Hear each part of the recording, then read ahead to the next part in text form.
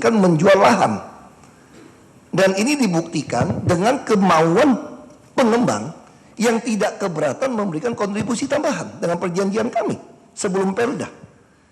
Jadi ini ada dasar suka sama suka membuat perjanjian dengan menafsirkan adanya kontribusi tambahan menyelesaikan daratan. Disitulah jelas tidak mungkin kontribusi 5% ditafsirkan menukar guling. Kalau tukar guling, nanti nilai asetnya bagaimana? Saya kira saudara saksi ya, saya tidak bicara soal tukar guling. Pasti tukar guling, Pak. Saya masih mau tanya kepada saudara saksi, aturan yang mengatur sehingga ada kesimpulan itu tadi. Ya. Karena di situ disebutkan ada hak dan kewajiban pihak pertama. Di situ disebutkan untuk menyampaikan membangun semua yang di darat, termasuk pompa, rumah tua, segala macam. Saya kira nah, untuk membangun itu uang dari mana? Begini. Kalau saudara saksi lihat secara baik, pertimbangan huruf B, ya, dari Kepres nomor 52 itu dikatakan ruang daratan pantai, ya, bukan ruang daratan. Ini tegas betul yang ada secara terarah dan terpadu. Makanya gini Pak, saya sampaikan artinya waktu Kepres ini dikeluarkan ada semangat substansi memperbaiki daratan Pantura. Pantura itu 40% tenggelam secara teknis. Jadi untuk memperbaiki Pantura ini maka Anda harus membangun rusun juga karena banyak penghuni-penghuni liar di atas saluran Pantura. Pertanyaan saya sederhana Pak Penasihat Hukum. Bagaimana kita bisa membereskan Pantura kalau uangnya itu tidak ada kontribusi? Baik, pertanyaan saya kepada saudara saksi ya.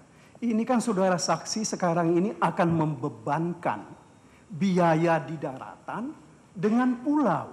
Kenapa tidak saudara saksi minta kepada pembangunan yang di daratan? Di daratan sudah ada fasos. Kalau KLB kami juga kenakan kontribusi tambahan. Ada. Saya bisa bangun Semanggi, itu dibebankan pada mereka. Sekarang semua izin sertifikat layak fungsi, kami bebankan menyelesaikan ducting dan trotoar. Kalau tanpa ducting trotoar sekeliling, maka saya tidak berikan izin. Saya bebankan juga untuk menyelesaikan DKI. Baik, pertanyaan saya adalah, yang saudara saksi bebankan itu apakah juga 15%? Ya? Tidak pakai persen, Pak. Jadi di situ ada kewajiban trotoar.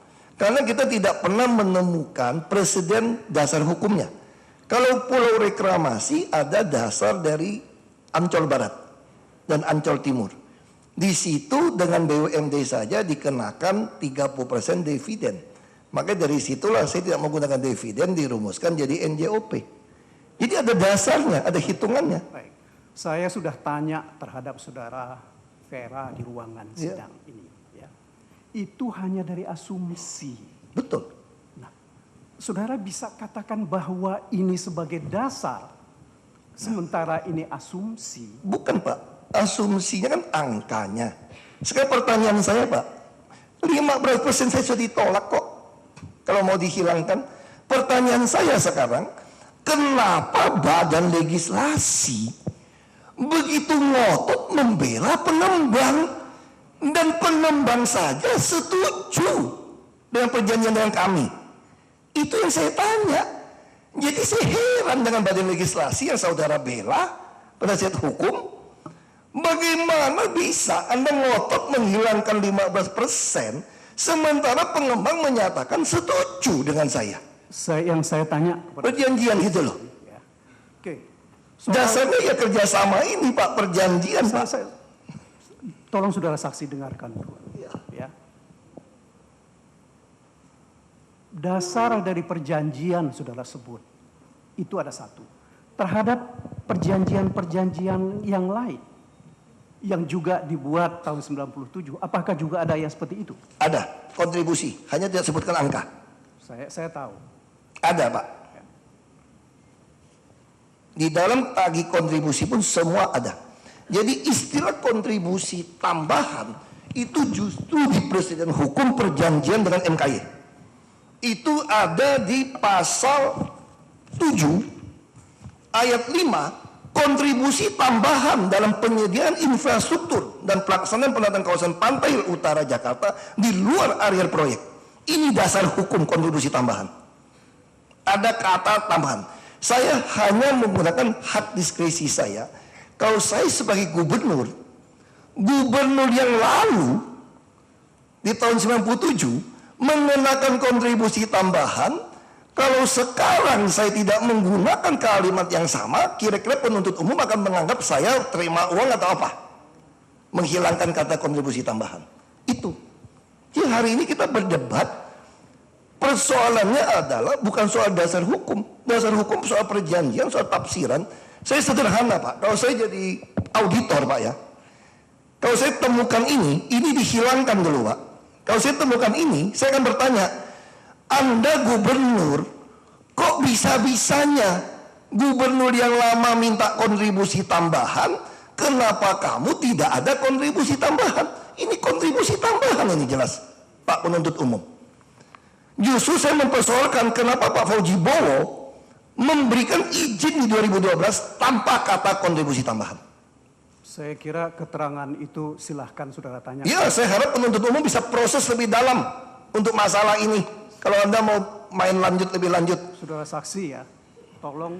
Proses lebih dalam Pak penuntut umum. Tolong hormati persidangan. Ya, saya hormati. Haknya di hakim.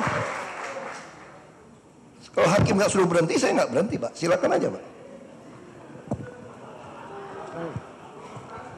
Saya tanya kepada saudara saksi ya. Tadi juga saudara saksi mengatakan bahwa kontribusi tambahan ini dihitung berdasarkan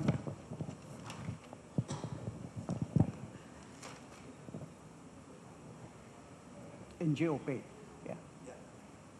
Nah, pertanyaan saya ya, yang disampaikan kepada saudara saksi besarannya NJOP yang digunakan untuk menghitung itu berapa besar? Itu yang saya katakan Pak. Kita tidak mempersoalkan besaran berapa persen sekarang Pak. Itu kan ada bukti dividen. Pertanyaan Bapak kan tadi nanya sama saya dasar hukum. Tidak ada kontribusi tambahan. Saya buktikan ada. Kalau persoalan berapa persen, harusnya penuntut umum yang ngejar saya waktu saya dipanggil KPK. Kenapa Bapak tidak bikin 30% dari NJOP? Kan DKI lebih untung. Saya jawab 15% saja sudah mau dihilangin. Apalagi 30% NJOP. Saya sih maunya ya 99% NJOP. Tapi kan kita kan dasarnya kan masih bersama-sama. Secara kesepakatan. Dan mereka sepakat. Baik, untuk memberikan kontribusi. Saya teruskan dulu pertanyaan saya. Ya. Saudara saksi tadi sebelum keterangan ini menyampaikan bahwa ada tim yang menghitung NJOP itu. Ya. Bukan tim menghitung NJOP. Tim yang menghitung kira-kira berapa persen dividen 30% itu kalau di NJOP kan. Itu. Kalau di NJOP kan. Iya. Baik. Nah, hitungannya NJOP yang dijadikan dasar kalau itu Ya. tadi. Ya, itu dari mana? Siapa yang menyusunnya? Kita gunakan Ancol. Jadi mereka menggunakan zonasi, semua gunakan zonasi hasil reklamasi. Oke, baik. Jadi ada Pantai Indah Kapuk, ada Pantai Mutiara, ada Ancol, semua itu dasar di situ. Dasarnya dari situ ya. NJOP dianggap satu zonasi. Saya tanya lebih lanjut kepada Ya. saudara saksi. Apakah kegiatan membangun yang di Ancol Barat dan yang lain-lain ini, menurut pengetahuan saudara saksi, dibandingkan dengan yang di pulau itu akan sama cost of money-nya Ya, dan biaya-biayanya? gini Pak, dasar hitungannya beda untuk cost of money betul. Makanya disitulah dibuat rumus bagaimana biaya produksi itu dipanggil tenaga ahli. Bikin pulau itu 1 meter persegi berapa meter, berapa uang dihitung. Dari situlah dihitung pembagian di Ancol Barat itu 30-70. BUMD rata-rata kalau bagi hasil dividen adalah 30-70. Nah 30-70 beda nggak waktu menginvestasikan pulau di laut lepas Di pinggiran dengan di daratan beda. Di daratan lebih murah.